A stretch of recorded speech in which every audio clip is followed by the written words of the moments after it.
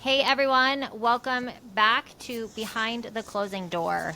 Thanks so much for tuning into all of our podcasts that we have released so far. It's been a blast, and we have so much more coming up that we cannot wait to share with you. So be sure to stay tuned. Keep checking us out every week. We launch on Thursdays, so new episodes coming soon. Tony, we have a pretty stellar guest today, kind of changing up things a little bit. We're getting away from some realtors. We're talking with some industry professionals. So, who do we've got with us today? Yeah, I'm really excited. Today, we've got somebody that I've known for 24 years since I first got into the business. Angela Grunst has been with roof brokers and in the roofing business for 27 years. She's very familiar with the real estate industry and what the consumer goes through. She served on the board of directors for the Denver Metro Association of Realtors. She's won Affiliate of the Year from that same organization. And just this past year won the Advocate of the Year award for her support with RPAC, which is the Realtor Political Action Committee that supports realtor issues. Angela is also a member of the South Metro Denver Realtor Association and a longtime member of the Women's Council of Realtors. Nicole, I know that's close to your heart, and she has served on that board. Roof Brokers as a company is a member of the Colorado Roofing Association and takes CE classes every year to maintain that membership, which is a big deal because not everybody does. They also provide free residential roof inspections from Fort Collins to Colorado Springs. So, Angela, welcome. We're super excited to have you on the podcast today and learn from you. Thank you, Nicole and Tony. We're pumped to have you. There's so much going around about, summer's hitting. We just had some tornadoes happening here in Colorado. We're about to hit hail season. So, we're really excited to hear kind of what you have to say and what we can be prepared for. Great. So, with that in mind, Angela, one of the questions that I wanted to ask and get your perspective, and we're going to talk about a lot of things today, but with everything happening right now, what do you think are the most important first steps for a listing agent or seller to consider when they're thinking about selling the house in regards to their existing roof? Good question. There's a lot of changes that have come about. I mean, just with the home prices here and the fact that property insurance has gone up so high, and of course the interest rates that, Nicole, factor in, you have to be able to combine all that into your monthly payment and be able to qualify for it. So if I was going to list a property, I would definitely want to either have the roof warranty in my possession to see if it's transferable, to see how many years old the roof is, because Colorado is known as Hail Alley. So every couple years, most people's houses do get affected by hail. So, and if for some reason you don't have that warranty, you can call the jurisdiction where the property resides, the building department, and find out the last time. You don't want to just know when the roof permit was pulled. You want to know when it was final, that it was passed, that the roof is in good condition. So, and if it's over just a couple years old, then I really recommend before you even set the listing price to find out, what condition that roof is in. Are we going to have a hail claim? Are we going to have a claim? Well, not a claim, but need to replace that roof because there has a lot of issues to it. So, and then if there is hail, then you want to find out. A lot of people just read their declaration page and they think, oh, it's $1,000 deductible. They haven't read page 9 where then they say, in addition, for a roof claim, you're going to have to pay 2% of the property's value. So $500,000 home, 2% plus the 1,000, that's 11,000 out of pocket before insurance kicks in. So these are things that you want to know before you set the list price, so you have less to negotiate longer. And then just so that you know, once that roof does need replaced, depending on the time of year, you want to get moving because you don't want it to hold up a closing. Right. Yeah. What's really interesting is I learned when I was in production, I learned kind of the hard way, right? That it's roofs and furnaces that blow so many deals. And when I started getting proactive about when we would list a property, things changed. So let me back up for a second. Can you tell us a little bit about the services and what Roof Brokers really does? And then I want to talk about how I utilized you for the consumer and for the real estate side of the transaction that made it easier for the lender, made it easier for everybody in that transaction. What do you guys Sure. do? Well, let's say that it's not an active hailstorm season. We have always focused on the real estate agent and providing them with timely, reliable inspections. So a lot of times the initial request will be, we need a roof certification. So basically, the meaning of that has changed a lot over time. But what it means to us is we're going to go out, take a look at the roof, and based on what we see, we will say if as long as there's no disasters, this should have a serviceable life of say 5 years, 2 years, whatever they've asked for. And with ours, if it's an asphalt composition shingle, we will then cover and repair roof leaks during that certification period. So that is what we do. And then we really listen to what the realtor wants. If they want us to go out and just look at a specific repair, it's leaking over, the garage, or it's leaking at a skylight, that's all we're going to look at. If you don't need a cert, just tell us. So, and then sometimes you want us to go out and we have to do manufacture kits for people because the product has failed prematurely and that's not covered by insurance. So pretty much anything that you need, we can go out and take a look. We can address leaks. Sometimes that includes going up in the attic.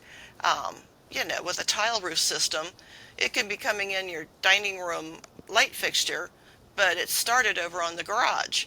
So that's something that we have to troubleshoot. So we really do provide that inspection, and then our inspectors get the office all of the information, scope of work, pitch, type of material, and then based on that criteria, we send out bids from 3 different roof contractors so that the customer has a choice. There's no obligation. These are free inspections. And if the roof is certifiable as is, no repairs needed, then we just let you know, hey, it's going to be $35 or $150 depending on the age of the roof. And it's totally up to you if you elect to purchase that cert, but you're not under obligation. It's a free look. So basically we are an inspection company. That's what I always loved, right? Is I could offer that as a service to have you guys come out at no charge and inspect the roof, tell us if we had issues. And if so, we would have 3 different bids from 3 different companies. And the seller now had a choice to either do the work or to give a credit or whatever it was. It's burned in my mind because I used you so many times. I still, when I teach my listing class today, I tell them that that's one of the first things I did, that they need to call Roof Brokers at 303-750-1900. You remember the number. That's great. I do. I mean, as many times as we interacted and things happened. And by the way, you guys saved the consumer a lot of money because there were times for me when we would list a property thinking that the roof was fine and the roof was not fine. And now the seller had options, right? We could price it accordingly and let the buyer put a new roof on. We could put a new roof on and raise the price because the buyer's going to get the benefit of a 30-year roof. Right. It gave us options, and you guys were lifesavers. So things have changed. What new trends are you seeing right now with everything that's happened in the last 2 years?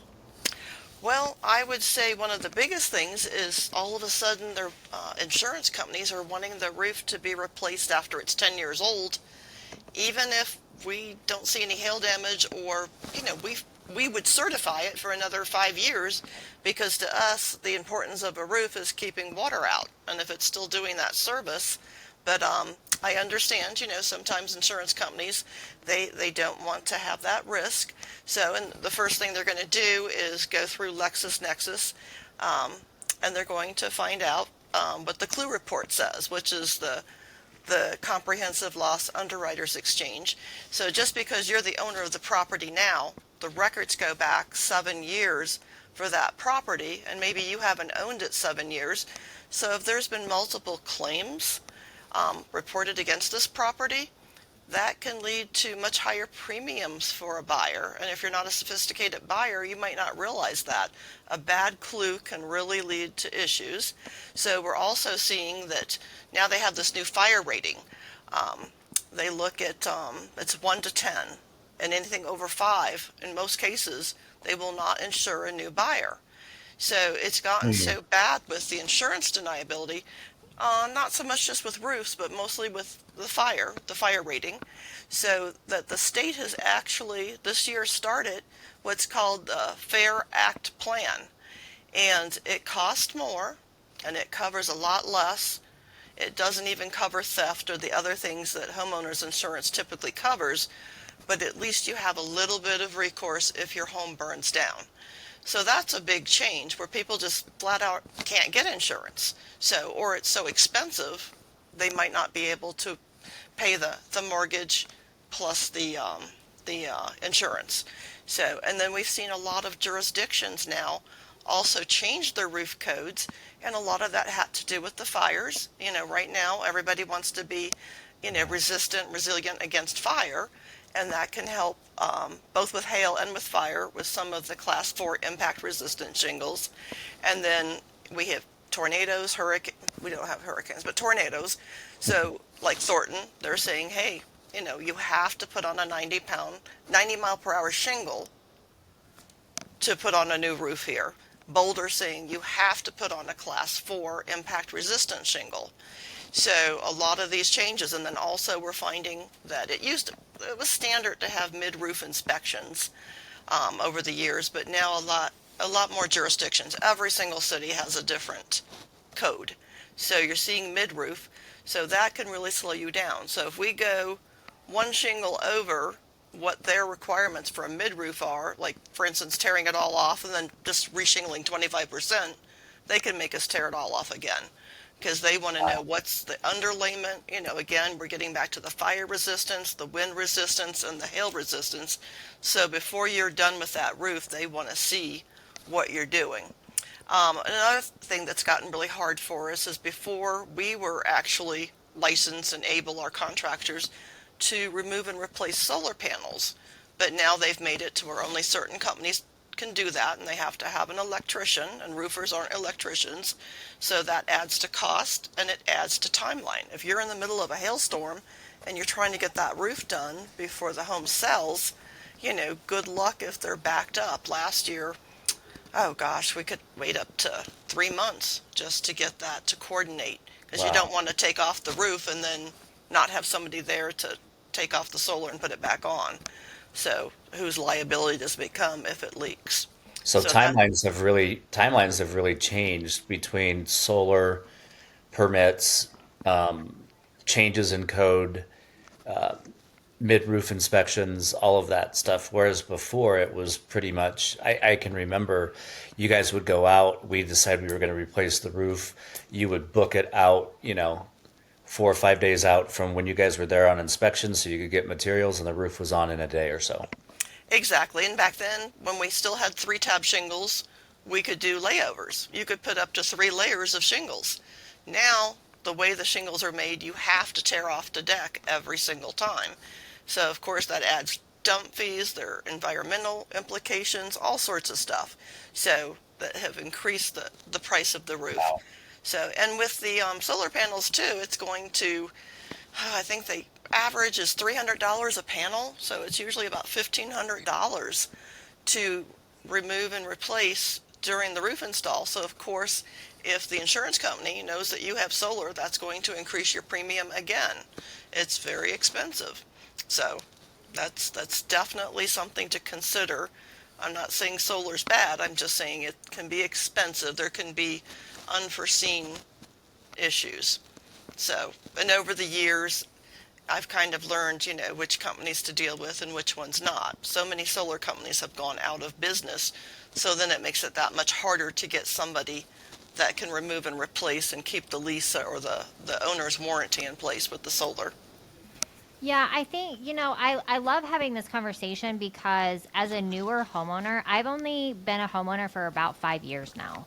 And there's so many things I did not know. Even being a lender in this industry, you don't know half of the things that you learn as a homeowner until it happens. Right. And I started buying my first place was a condo up in Thornton, and then I bought my place in Parker. And when we had our roof inspection done, it came back that the roof needed to be replaced. And so, unfortunately, Angela, I didn't know you back then. Otherwise, we would have totally used you. But we had to get that done. And luckily, we were able to get an escrow holdback. And so the seller did pay for that, which was spectacular. But we started that process in June because there were so many storms last year, or that year. It was 3 years ago that we bought. Because there had been so many storms, we couldn't even get them out here to replace the roof until October. And so it was kind of one of those things where they had even put the shingles up on my roof, and a hailstorm happened that night. And I'm like, please don't knock that off my roof. Don't cause any more damage than there already is, right? It was just so nerve-wracking. Yeah. But the conversation that I had to have with the roofer, and he was like, do you want these or these? Do you want those or that? And I'm like, I have no idea what you're asking me. I don't know what a class 4 is. I don't know if I need these other things, right? There's no education out there for home buyers when it comes to these type of things. So I love that you guys are more involved and you have that ability to do that. But even still, with the way, being Colorado being a hail destroyer, essentially, Yep. when we first bought this house, our hail deductible was $1,000. Now it's $5,000. Right. And so it's getting increasingly more expensive and more expensive and more expensive as the years go on. But I'm curious, obviously you've seen everything. You've been in this business for some time. What is the craziest thing that you've seen that you have had to work on when it comes to a roof? I would say the craziest thing I've seen probably would be, just timing issues. I mean, it's construction, and it just can't happen overnight. And just being able to, get everything lined up. We always try to prioritize the realtor, but at the same time, if you're in the middle of a hailstorm, materials, if you have an HOA that requires a certain product and we run out, I mean, people were trying to convince us to put on a product that wasn't approved, and I have seen too many times where people have had to take off a brand new roof because it was the wrong color. Right shingle, but wrong color. So, sometimes people get really upset with you because they want you to break the rules, but the HOA is going to win. The city, whatever their codes are, is going to win. Like, some people don't like the fact that we have to put flat roofing, on their pretty house, and the back usually is where is it. So you run into issues like that. I mean, I have seen, I guess one problem we had one time, we had this big roof install going, and the mother allowed her children to climb up the ladder and get on the roof. And these children were under 10 years old. And the foreman of the job called me right away. They stopped work. They got the children off the roof, and I had to drive over there and sit in the front yard because the lady said she wasn't going to keep her children inside. So that one was pretty crazy.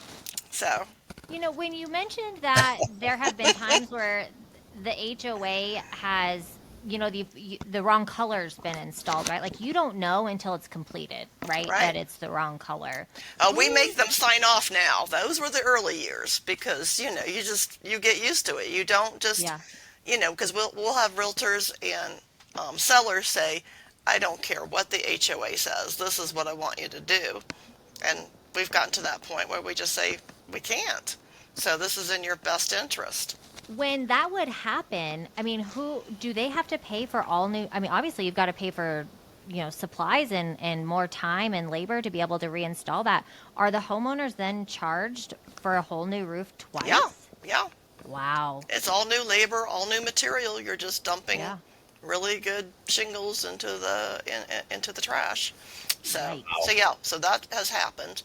So it's just, you really want to allow for time. You can't rush things. Like, some people have what's called tongue and groove roof, where basically your ceiling is your deck. And we will tell them, you need to cover everything in your house. There is going to be dust. And they don't listen to you. And then they're upset when, their house is like a dust bowl. So, but we definitely try to prepare people. So, and if you are selling during an active hailstorm, you want to get that roof done sooner rather than later, because materials are going to run out if you have something specific that you have to put on. So, because they will Well, and stop manufacturing.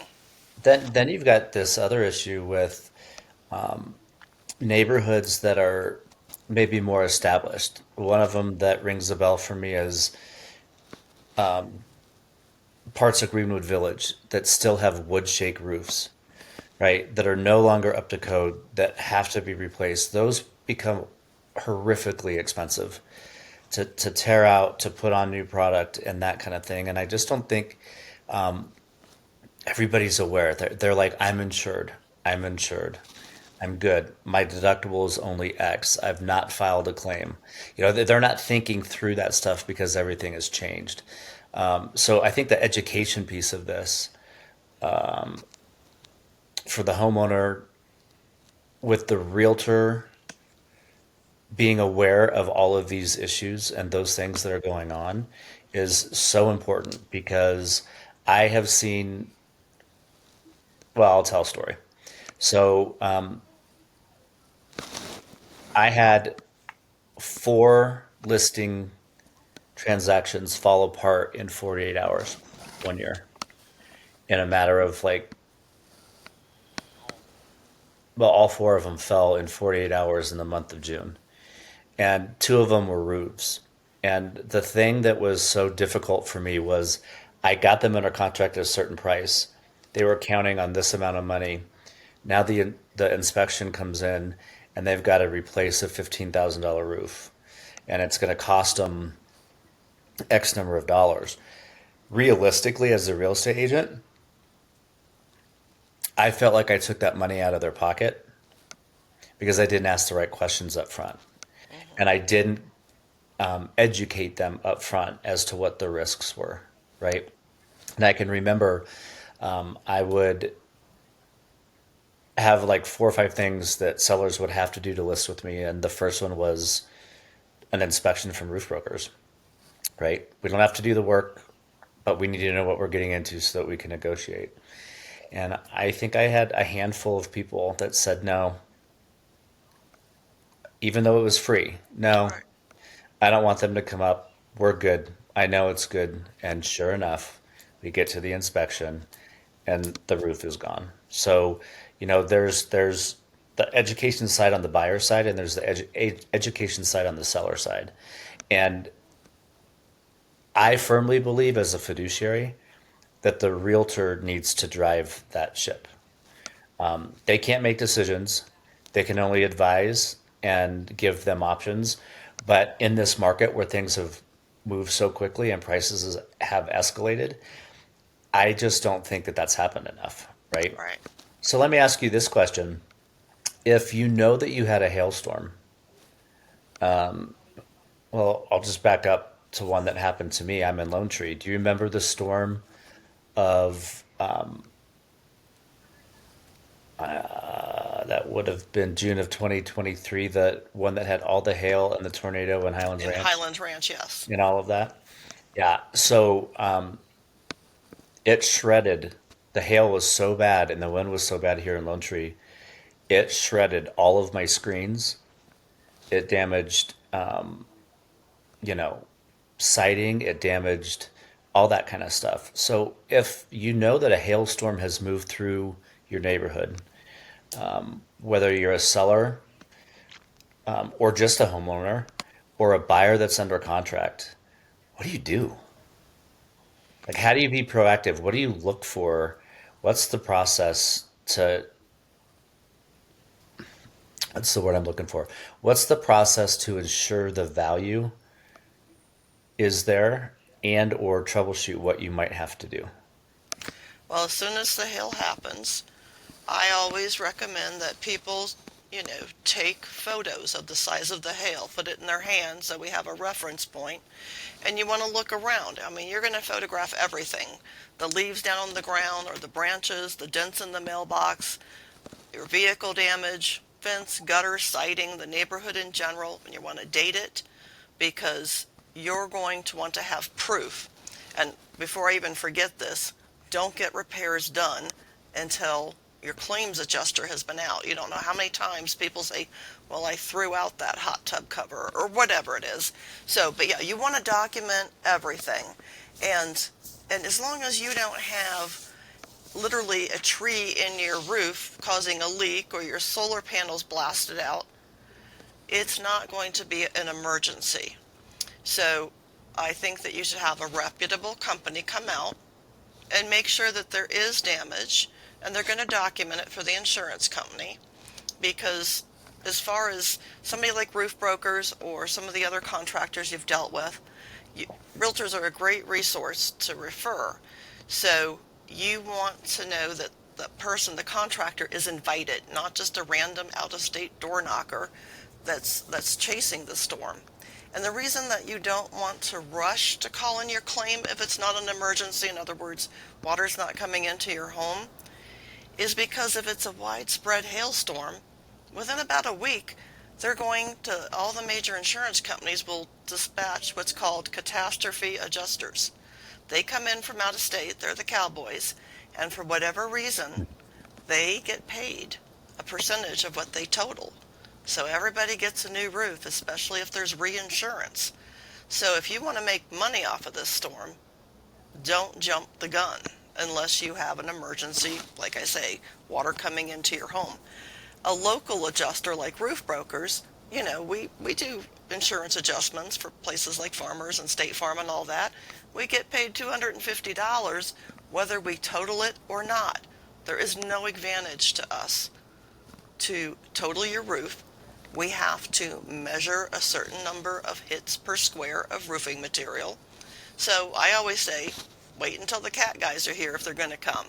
So, and the other disadvantage of turning in a claim too early, if it turns out to be a zero pay claim because you didn't have it checked before, it's another hit against your CLUE report. So that doesn't look good. But yeah, the door knockers can make it seem like an emergency, and they're going to tell you anything. I'm not saying all door knockers are bad. It's just the stories I've heard. I mean, there was a company here 15 years ago. The guy's in jail still. I mean, he took money from, oh gosh, it was over 1,000 people, and they never got a roof. They just took their upfront check, and that was that. So, but you want to put yourself in a position, if you're trying to sell your house or if it's your personal property, once the storm happens, you have a year to turn in the claim and to get it cured. In other words, have the work done. And if you have the type of insurance where you're going to get a second check or a supplemental check, you do have time to do that, to make decisions. You want to make sure that you're making the best material choice. You want to make sure that it's a reputable, you want to follow the insurance, permits, all of that stuff. It's a big decision to make. So I always tell people, don't ask me, ask a realtor or an insurance agent. They know who does good work. And right now, too, I always say never make a real estate decision. And if we say that your roof is totaled with hail, we don't know that maybe happened a little bit over a year ago and it's no longer covered. So unless we actually pull the report for it. So you want to make sure you see it in writing how much they're going to pay you. Because, those $15,000 deductibles can come out of nowhere. So with real estate, I would definitely handle it quickly, document with photos, and get a reputable roofer out there to take a look.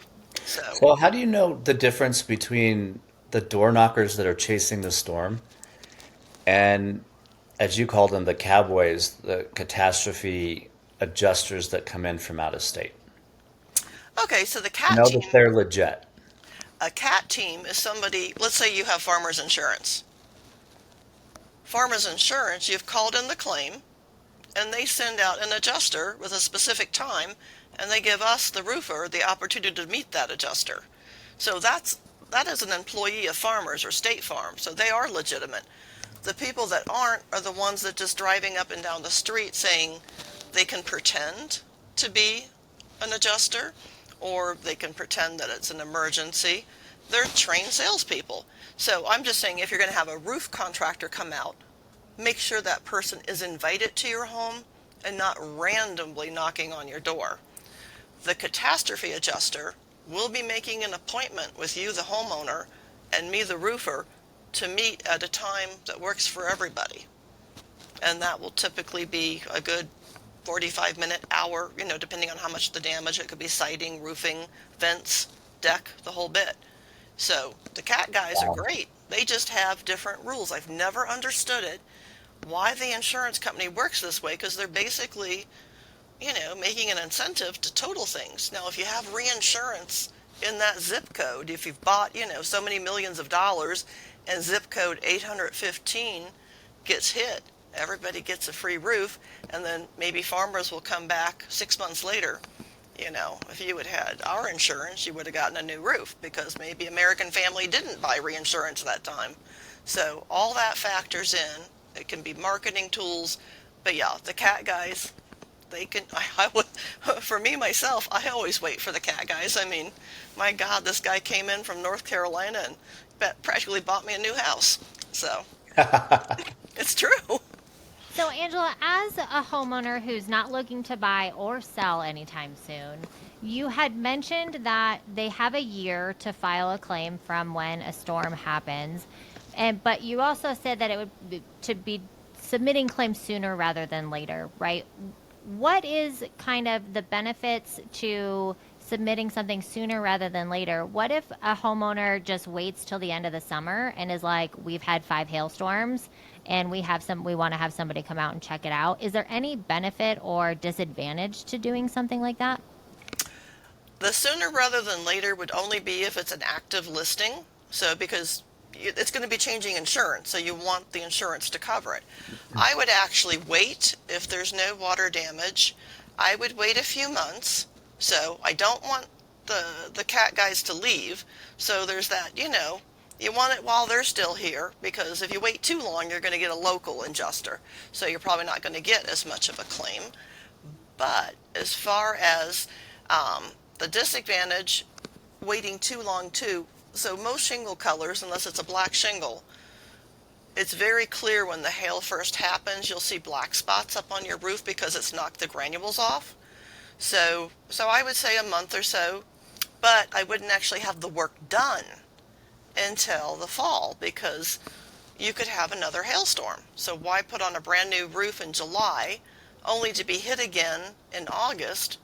So if you're not selling, I would wait to put that roof on. Like the last 2 years, I've had to have a roof put on my home, and I always have it done mid-October. So I always want to wait. And by the way, that's happened. We've had yeah. we've had mutual clients that got a roof and a brand new roof and just got nailed by another hailstorm Right. and had to put a second roof on. I mean, I remember 2023 was a hard year. 2023, I was doing a lot of work up in Northeast Colorado, and I was staying at a hotel while I was consulting up there. And there was a hailstorm that came through Morgan County and hit Yeah. Fort Morgan, and they had softball and bigger size hail that literally killed livestock out in the field Right. and absolutely destroyed structures and everything else. And everybody was rushing to get that done, and then they got hit again a month and a half later in the season than usual, right? So yeah, I think that's really good advice to strategically decide where you are in the process, and then what are your options and what's best. So Well, with a door knocker, the kind that are just storm chasers, they're going to try to push you, especially with seniors, to make you think you need to do it right away because they want cash flow and they want their commission. But I will say again, no. You wait. If you're not selling, you wait till the fall, and you don't even have to do it then. You have the year, so you wait. And you never give somebody your money up front until you have something. You want that permit pulled, and you want your material up on the roof before you give a dime, because even if they run off and they don't complete the work, you at least have the material, and that's probably going to be worth the value of what that first check was. What you just said is so important. I want So us to go important. ahead and re-say that again. Yeah. So the most important things is that we are not giving anybody our money until what happens, Angela? Until a permit has been pulled to do the work and the shingles are delivered up on top of the roof. Because now you have something of value in your possession, even if that company goes under. You see so many people, once a big roofing company, you got the bartenders, everybody, they become roofers, but they don't manage the money. Everybody's driving a $60,000 truck. And so you want to make sure that you have something. You want to know that those materials are up on that roof. Now, that's not to say that the roofing company has paid for those materials to the material supplier. So when the transaction does complete, you want to make sure you get your lien waiver too. Yeah. We talked about this. I had to call you a couple of weeks ago, and told you that there was a property where we were concerned about the roof, and the seller said a new roof had been put on a year or so ago, yet there was no permit pulled. There was no documentation. And our concern was this legit? And you had said that it happens where you'll give a bid and then they'll go to somebody who's maybe unlicensed or somebody else and they give them a better price to get the cash and get it done sooner. And now you have no documentation. So you don't have the permit that was pulled. You don't have perhaps a warranty. That person may no longer even be in the state. They came in, they did some roof jobs, and they left, right? Right. So I think who you work with and the homeowners align themselves with is really important. So No, that's true. let me ask you this question because we've had this talk lately about HOAs and everything else. How does this affect people that live in a townhome or a condo where there's an HOA that covers the roof and that's included in their HOA? Right. It's all across the board. You have all different types of townhome and condo associations, but the ones that are problematic is where they're underinsured or they have a deductible with their master policy that's so high that you definitely need to have assessment insurance because you might have to be contributing to say if the roof needs to be redone. So that's the biggest issue I can see. I have a friend that just I had told her to get assessment insurance and she didn't do it, and so she just paid 11,000, as her part to put on a new roof. So I see mostly it's going to be being underinsured and the actual individual owners not having the appropriate assessment insurance, which is in addition to their, I think it's called HOA 6 or HO that you would get, Yeah, yeah, with just, your regular insurance for the right. townhome and condo. But you definitely need the additional assessment. Yeah, And a lot of times they end up not putting the roof on because they don't have the money. I've got one right now where they've been saving money for a couple years, but they're getting roof leaks all the time. And we go out and patch, but they honestly don't have the money to put the roof on. They're so underinsured. I see this a lot. yeah, I get a lot of cash out refinance transactions because special assessments come down the pipe. And it's because for one instance that I can think of off the top of my head, a special assessment came out for $30,000 for one homeowner in a condo. Wow.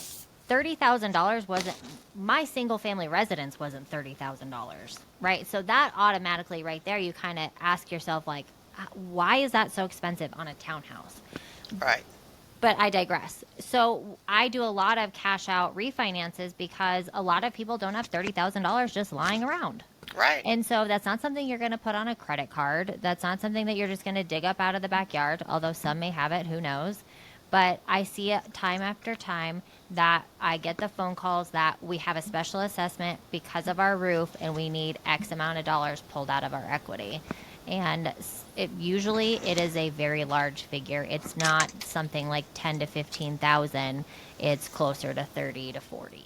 Yeah, and I Right. think that people don't realize that they're going to be stuck with that assessment.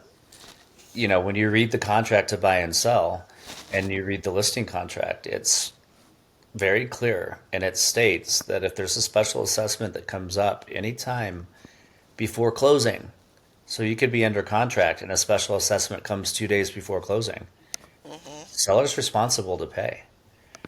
And that changes the game. And the assessment insurance doesn't just cover the roof. We're talking elevators, we're talking fire systems, we're Right. talking, all of those things. And that goes back to previous conversations we've had about insurance, Nicole. But this is a hot topic right now because it's going to impact, and it is impacting a lot of people in a lot of different ways, for sure. Yeah, some of Angela, those. would you have any insight into why roofs on condos or townhomes are historically more expensive than single family residences? Typically, it's going to be because of the insurance and bonding. So, definitely I'm sure you're familiar with all the construction defect laws, and so it applies to all stages of the building. So, you do have to carry higher insurance. So, and there's going to be increased labor cost, and just keeping the residents safe. Um, there's additional cleanup. There's all different extra factors when you're putting on roofs in a community. I know that one that we did a few years ago, um, it was a home, seniors, and they, needed to be able to get to where they needed to go, but at the same time, we had to keep them safe, and we had to post notices all the time. And the city was out there, a couple times a week, just making sure, because of course the seniors would call and say, they've got a truck parked here or whatever. But it is very orchestrated when you're doing a project like that because you want it to go smoothly, you want it to be safe for everybody, and to also make sure that their property stays in good condition. So, it's a lot bigger of a deal than just going in and doing, say, 20 squares of roofing material. That's actually so good to know because a lot of times you do hear that homeowners with condos and townhouses they're up in arms about how much the special assessment is for, and they don't really have any answers. No one gives them answers like that, right? So it's actually very refreshing to hear that there are extra precautions and things that they are doing, extra labor, extra things that they have to do that is causing that cost to be higher. So that's great information. Thank you for And that. yeah, and the other part of this goes back to other podcasts that we've had on HOAs. Their reserves aren't high enough. They don't have enough cash, and so it gets passed on, Right. right? So let me ask you this, and then we'll kind of wrap up. And I want to pick your brain, but what kinds of things, just for everybody to know, whether you're a consumer or a buyer, a seller, that's the consumer, obviously, a realtor, or just a homeowner that's not going to buy or sell, what kind of things affect the insurance premiums when it comes to insurability for roofs or whatever? Well, as far as the insurability, it's going to be, the age of the roof. So, if it's over a certain age, a lot of insurance companies have changed their position on what they will and won't insure. Also, materials. Um, like for instance, if you have a metal roof, you have to also have a marring endorsement or it's just cosmetic. So, as far as, you have to just really look at, what is the situation. So, how old is this roof? What are the building code and the jurisdiction? Um, just so many different factors. But a lot of people don't realize certain materials have been discontinued. Um, certain jurisdictions don't allow us to even do repairs anymore. We go into an HOA, and I would say 50% of the time, almost all the products on the material list that are accepted no longer are even made. So there's just so many challenges that we all have to consider. But, once the decision is made that the roof needs to be replaced, then, we go from there. But there's definitely a lot to decide on before you get to the point where if this is going to be covered by the insurance or is it going to be, something out of my pocket.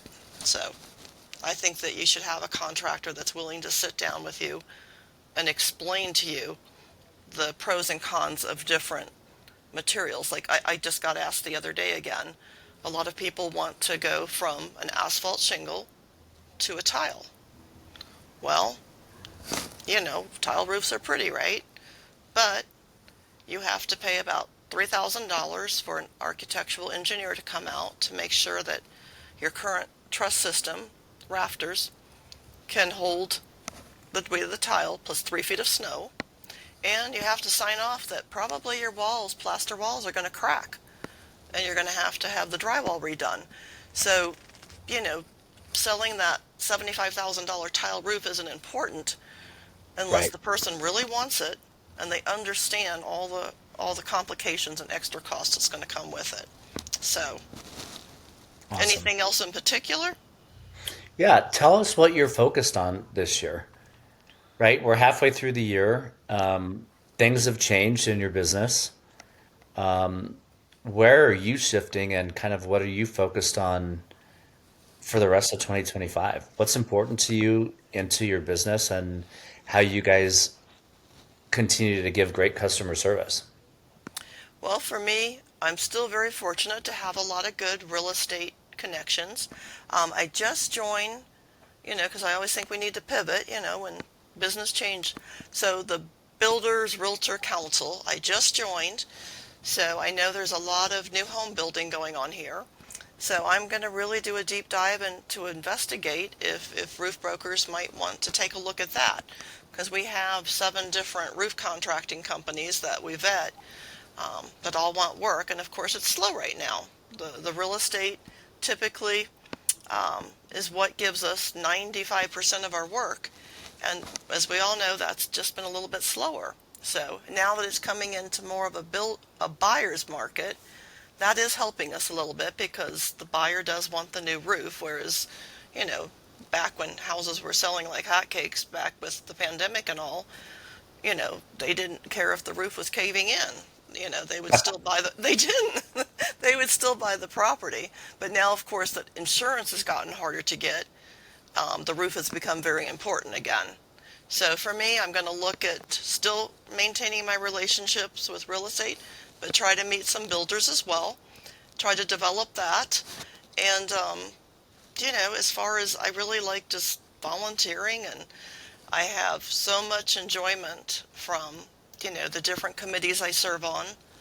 And I am at a point in my career that it's more important for me to enjoy myself and my relationships than it is to necessarily sell roofs. So that will come when it's needed. I'm sure there will be some hailstorm at some point this summer, and we'll get some work then. But I just don't worry about it. I actually enjoy the relationships I have. I've known you, Tony, for a long time. Got the same birthday as my baby boy. So I just enjoy people. So I have so much fun. I mean, that's what I'm focused on. I know that my boss probably wants me to hear me say that I want to sell more roofs, but no, I don't even think I sell roofs, actually. This one realtor from Keller Williams downtown, if I don't say his tagline, he gets upset. But if you don't call Angela, there's going to be hail to pay. So, I love that. so I love that. That is so great. And Angela, I haven't known you that long. I think it's been a couple of years since I first met you at Tuesdays with Tony. And I've got to say, you have been one of the nicest human beings that I have come across in this industry, especially on that side of things. And so it has been so great to have you on here and to learn so much about roofs and what it what is good and not good for homeowners to do. And so I'm just so grateful that you were willing and able to jump on here and chat with us today and teach us all about the things that we definitely didn't know about. Yeah. And so I'll close with this. This is all the time that we have today. And whether you're a homeowner looking to sell, or you're a buyer that has questions, or a realtor that wants to make sure they understand what's going on, call Angela. Call her at 303 750 1900. They will shoot straight with you. They'll give you the information, and make sure that you're prepared to go out there and do what you need to do. So, Angela, thank you so much for your time today, for being with us, for educating. I learned quite a bit today, and I think this is going to be very informative for a lot of people. So, thanks again. Have a great weekend, and we will see you next time behind the closing door. Thank you so much.